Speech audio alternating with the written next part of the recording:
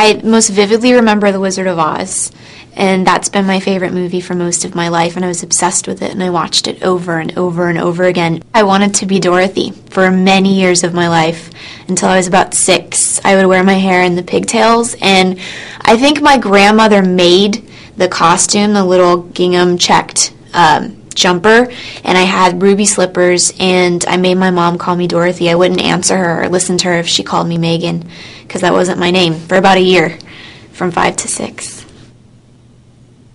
I always told my mother that I wanted to be an actress since before I can remember. And I think, maybe it started with Judy Garland and Wizard of Oz, but I've just never had any desire to do anything else, and I'm not really sure why.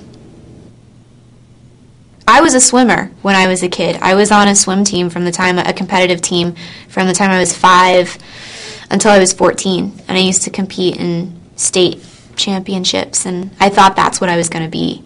I have a pretty strong butterfly. Still. Yeah, I'm much slower than I used to be, which is very sad. But it's still decent. My form is there, the speed is gone. The first legitimate thing I booked was a straight-to-DVD film with Mary-Kate and Ashley Olsen called Holiday in the Sun.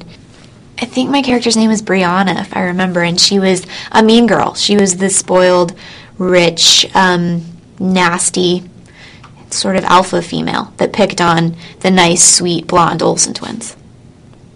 I don't know if people try to typecast me as that. I think I just sort of, for whatever reason, fell into playing a mean girl, and I think more so because there are many more blonde actresses than there are brunette actresses, and so the chances of the heroine being blonde are statistically greater, and so then you want a visual opposite to portray the evil girl, and I am that opposite, I guess.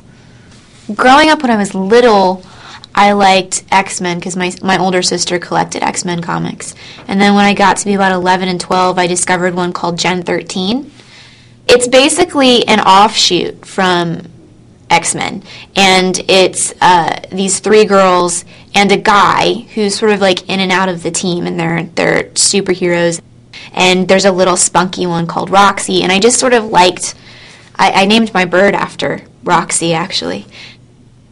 I was a cheerleader for less than a year, for like one basketball season when I was in high school.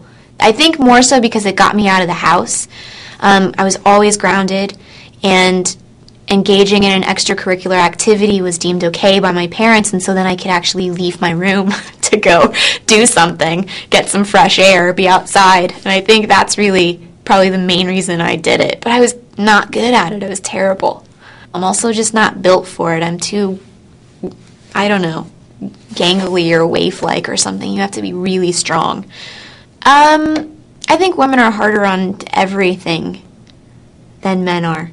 But I think grown women in particular can be, for some reason, really hateful towards me. But teenage girls seem to be, they accept me much more. When I get tattoos, I don't necessarily think them out. I don't put a lot of thought into them the way some people do. There's sort of more impulsive purchases. I got that after I completed the first Transformers. I got the Marilyn Monroe tattoo. And I don't know, I've always liked her, and like I said, been intrigued by her because she created a character that she lived behind. So she was always playing a character within a character in all of her movies, which I think is, the psychology behind that is very interesting. I didn't want to be literal. I didn't want to put someone on my arm that I wanted to emulate, like Ava or someone, or Liz or whoever. Yeah, it could have been Liz. Maybe I'll get them around. I'll get like a flower of famous faces on my arm.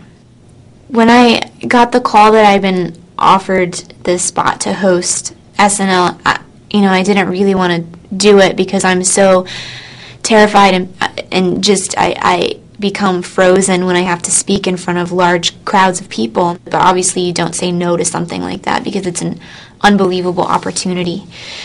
So I did it, and I went. I'll never watch my episode ever. I can't. That gives me a panic attack thinking about it right now.